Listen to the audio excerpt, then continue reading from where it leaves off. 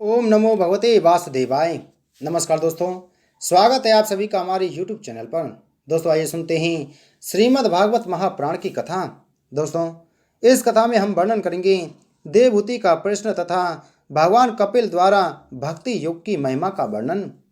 सौनक जी ने पूछा, सूत जी, तत्वों की संख्या करने वाले भगवान कपिल साक्षात अजन्मा नारायण होकर भी लोगों को आत्मज्ञान का उपदेश करने के लिए अपनी माया से उत्पन्न हुए थे।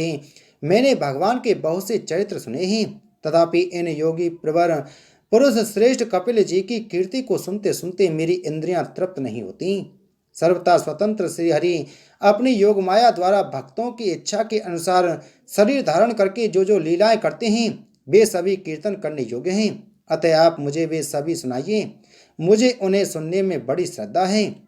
सूत जी कहते हैं, मुने, आपकी ही भांति जब विदुर ने भी यह आत्मज्ञान विषयक प्रश्न किया तो श्री व्यास जी के सखा भगवान मैत्रेय जी प्रसन्न होकर इस प्रकार कहने लगे।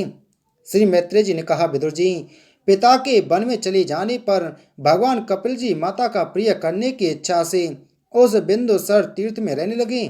एक दिन तत्व समूह के पारदर्शी भगवान कपिल कर्म कलाप से विरत हो आसन पर विराजमान थे।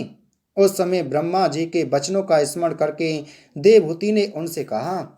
देवहूति बोली, भूमन प्रभो, इन दुष्ट विषयों की विषय लालसा से मैं बहुत ऊब गई हूँ और इनकी इच्छा पूरी करते रहने से ही घोर अज्ञान अंधकार में पड़ी हुई हूँ।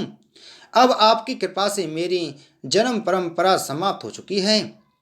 इसी से इस दुस्तर अज्ञान अंधकार से पार लगाने के लिए सुंदर नेत्र रूप आप प्राप्त हुए हैं। आप संपूर्ण जीवों के स्वामी भगवान आदि पुरुष हैं तथा अज्ञान अंधकार से अंधे पुरुषों के लिए नेत्र स्वरूप सूर्य की भांति उदित हुए हैं। देव, इन दिए गए आदि में जो मैं मेरेपन का दुराग्रह होता है वह भी आपका ही कराया हुआ है। अतः अब आप मेरे इस महामोह को दूर कीजिए। आप अपने भक्तों के संसार रूप वृक्ष के लिए कुठार के समान हैं। मैं प्रकृति और पुरुष का ज्ञान प्राप्त करने की इच्छा से आप शरणागत वत्सल की शरण में आई हूँ। आप भागवत धर्म जानने वालों में सबसे श्रेष्ठ हैं। मैं आपको प्रणाम करती हूँ। श्री मैत्रेय जी कहते हैं, इस प्रकार माता देवहूति ने अपनी जो अभिलाषा प्रकट की वह परम पवित्र और लोगों का मोक्ष मार्ग में अनुराग उत्पन्न करने वाली थी। उसे सुनकर आत्मज्ञ सत्पुरुषों की गति श्री कपिल जी उसकी मन ही मन प्रशंसा करने लगे और फिर मृदु मुस्कान से सुशोभित मुखारविंद से इस प्रकार कहने लगे। भगवान कपिल ने कहा, माता, यह मेरा निश्चय है कि अध्यात्म योग ही मनुष्यों के आत्यंतिक कल्याण का सुख साधन है, जहाँ दुख और सुख की सर्वथा निवृत्ति हो जाती है। साध्वी, सब अंगों से संपन्न उस योग का मैंने पहले नारद आदि ऋषियों के सामने उनकी सुनने की इच्छा होने पर वर्णन किया था, वही अब मैं आपको सुनाता हूँ। इस जीव के बंधन और मोक्ष का कारण मन ही माना गया है। विषयों में आसक्त होने पर वह बंधन का हेतु होता है और परमात्मा में अनुरक्त होने पर वही मोक्ष का कारण बन जाता है। जिस समय यह मन में और मेरेपन के कारण होने वाले काम लोभ आदि विकारों से मुक्त एवं शुद्ध हो जाता है, उस समय वह सुख दुख से छूटकर सम अवस्था में आ जाता है। तब जीव अपने ज्ञान वैराग्य और भक्ति से युक्त हृदय से आत्मा को प्रकृति से परे एकमात्र अद्वितीय भेद रहित स्वयं प्रकाश सूक्ष्म अखंड और उदासीन सुख दुख शून्य देखता है तथा प्रकृति को शक्तिहीन अनुभव करता है। योगियों के लिए भगवत प्राप्ति के निमित्त सर्वात्मा श्री हरि के प्रति की हुई भक्ति के समान और कोई मंगलमय मार्ग नहीं है। विवेकी जन संग या आसक्ति को ही आत्मा का अच्छेद बंधन मानते हैं, किंतु वही संग या आसक्ति सब संतों महापुरुषों के प्रति हो जाती है तो मोक्ष का खुला द्वार बन जाती है। जो लोग सहनशील दयालु समस्त देहधारियों के आकारण हेतु किसी के प्रति भी शत्रुभाव न रखने वाले शांत सरल स्वभाव और सत्पुरुषों का सम्मान करने वाले होते हैं, जो मुझ में अनन्य भाव से सुदृढ़ प्रेम करते हैं, मेरे लिए संपूर्ण कर्म तथा अपने सगे संबंधियों को भी त्याग देते हैं और मेरे परायण रहकर मेरी पवित्र कथाओं का श्रवण कीर्तन करते हैं तथा मुझ में ही चित्त लगाए रहते हैं, उन भक्तों को संसार के तरह तरह के ताप कोई कष्ट नहीं पहुंचाते हैं। साध्वी, ऐसे ऐसे सर्व संग परित्यागी महापुरुष ही साधु होते हैं। तुम्हें उन्हीं के संग की इच्छा करनी चाहिए, क्योंकि वे आसक्ति से उत्पन्न सभी दोषों को हर लेने वाले हैं। सत्पुरुषों के समागम से मेरे पराक्रम का यथार्थ ज्ञान कराने वाली तथा हृदय और कानों को प्रिय लगने वाली कथाएं होती हैं। उनका सेवन करने से शीघ्र ही मोक्ष मार्ग में श्रद्धा, प्रेम और भक्ति का क्रमशः विकास होगा। फिर मेरी सृष्टि आदि लीलाओं का चिंतन करने से प्राप्त हुई भक्ति के द्वारा लौकिक एवं पारलौकिक सुखों में वैराग्य हो जाने पर मनुष्य सावधानता पूर्वक योग के भक्ति प्रदान सरल उपायों से समाहित होकर मनोनिग्रह के लिए यत्न करेगा। इस प्रकार प्रकृति के गुणों से उत्पन्न हुए शब्द आदि विषयों का त्याग करने से, वैराग्य युक्त ज्ञान से, योग से और मेरे प्रति की हुई सुदृढ़ भक्ति से मनुष्य मुझ अपने अंतरात्मा को इस देह में ही प्राप्त कर लेता है। देवहूति ने कहा, भगवान, आपकी समुचित भक्ति का स्वरूप क्या है और मेरी जैसी अबलाओं के लिए कैसी भक्ति ठीक है, जिससे कि मैं सहज में ही आपके निर्वाण पद को प्राप्त कर सकूं। निर्वाण स्वरूप प्रभु, जिसके द्वारा तत्व ज्ञान होता है और जो लक्ष्य को भेदने वाले बाण के समान भगवान की प्राप्ति कराने वाला है, वह आपका कहा हुआ योग कैसा है और उसके कितने अंग हैं?